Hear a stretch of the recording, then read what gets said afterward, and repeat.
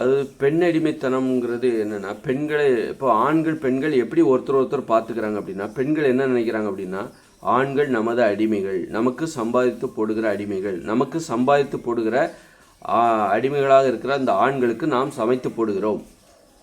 இப்படி தான் நம்ம நினைக்கிறோம். ஐயோ, பெண்கள் அடிமையாக இருக்காங்க, அடிமையாக இருக்காங்க. அப்படி கிடையாது. அது மிகப்பெரிய பெரிய ஏமாத்து வேலை. பெண்கள் நம்மக்கிட்ட அப்படி பொய் சொல்லிக்கிட்டு இருக்காங்க. நீங்கள் ஆண்களை நீங்கள் தான் அடிமைப்படுத்துறீங்கன்னு சொல்லிட்டு அவங்க என்ன பண்ணிகிட்டு இருக்காங்க, நம்மளை ஏமாற்றிக்கிட்டு இருக்காங்க. பெண்களை பற்றி தெரியும்.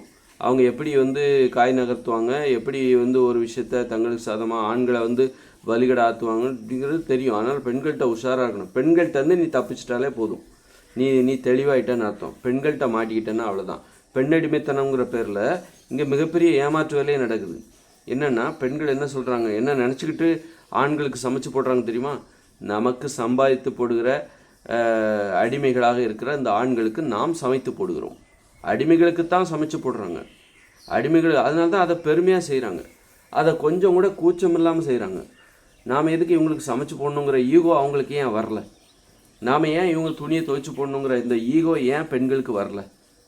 அப்போ நம்ம என்ன கீழே அப்படின்னு அப்போ ஏன் வரல அப்படின்னா, அவங்க என்ன நினைக்கிறாங்கன்னா, நமக்கு சம்பாதித்து போடுகிற அடிமைகளாக இருக்கிற இந்த ஆண்கள், இவர்களுக்காக நாம் சமைத்து போடுகிறோம். அடிமைகளுக்காக சமைத்து போடுகிறோம்.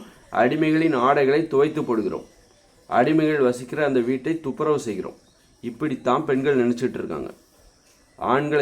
ஆண்களை இழிவாக நினச்சிக்கிட்டு தான், அடிமைகள்னால் இழிவு நிலை தானே. அப்போ ஆண்களை இழிவாக நினைத்து கொண்டு தான் பெண்கள் ஒரு வேலையை செஞ்சிட்ருக்காங்க.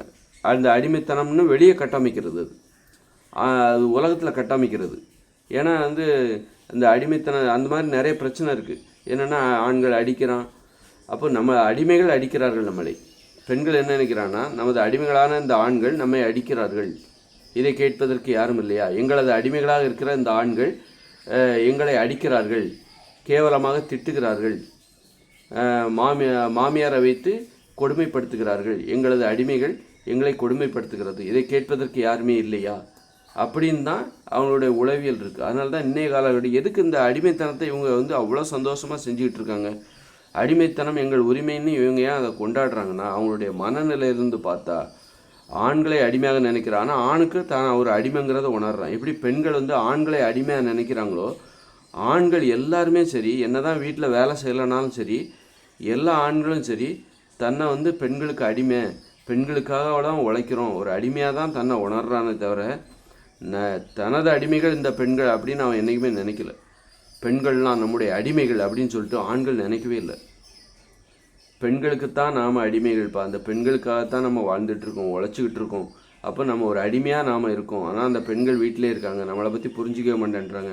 மேலும் மேலும் அது வேணும் இது வேணும்னு சொல்லிட்டு நம்மளை டார்ச்சர் பண்ணுறாங்க. அப்படிலாம் பார்க்கும்போது ஆண்கள் அத்தனை பேருக்கும் பெண்களுக்கு நாம் அடிமைகள் நினைக்கிறோம். அதுபோல் பெண்கள் அத்தனை பேருக்கும் ஆண்கள் எல்லாம் நமக்கு அடிமைகள், பெண்களாகிய நமக்கு அடிமைகள் என்கிற அந்த உணர்வு இருக்க போய் தான் அந்த பெண் அடிமைத்தனம்னு சொல்கிறாங்க பார்த்தீங்களா? அது வெறும் ஏமாற்று வேலை.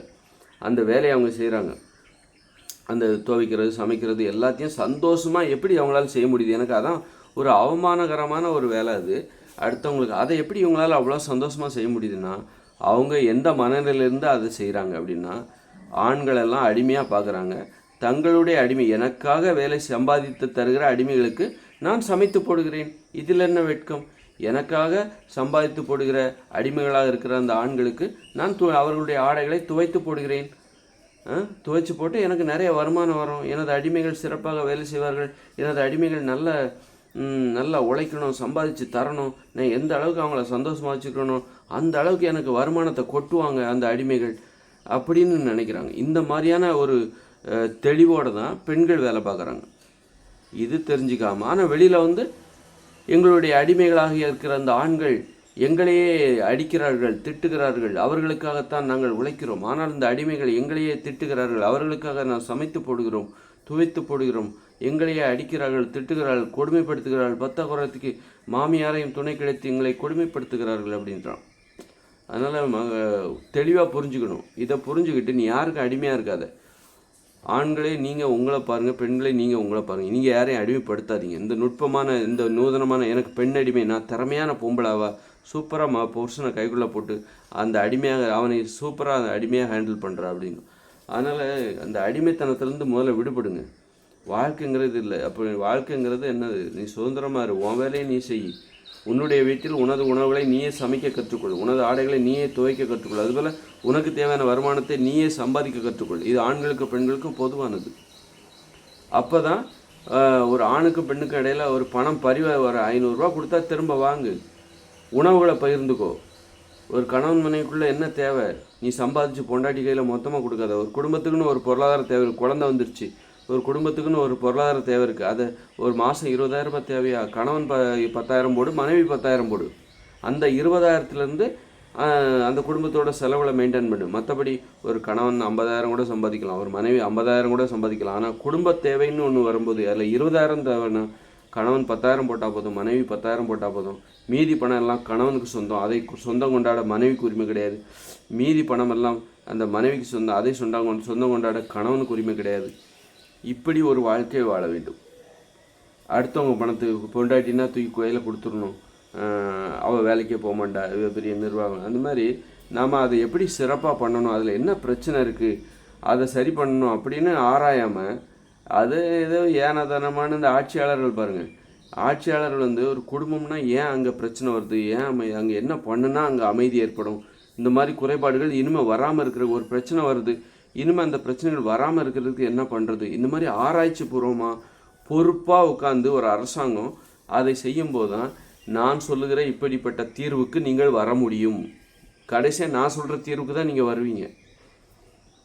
தீர்வுக்கு தான் வந்தேன். ஏன்னா இது இயற்கை விதிமுறை. இப்படி இருந்தால் மட்டும்தான் ஒரு குடும்பம் சிறப்பாக அமைதியாக வாழ முடியும். அப்போ அதை நோக்கி போகணும். அதை நோக்கி போகிறதுக்கு இந்த அரசாங்கத்துக்கு நமக்கு அந்த பொறுப்பு கிடையாது அப்படின்னு நினைக்கிற இந்த அரசாங்கம் என்ன பண்ணுது? ஒரு குடும்பம் சிறப்பாக வாழ்வதற்கு உதவி செய்யணும். அதற்கான வழிகளையும் விதிகளையும் உருவாக்கணும். ஆனால் இந்த அரசாங்கம் என்ன பண்ணுது?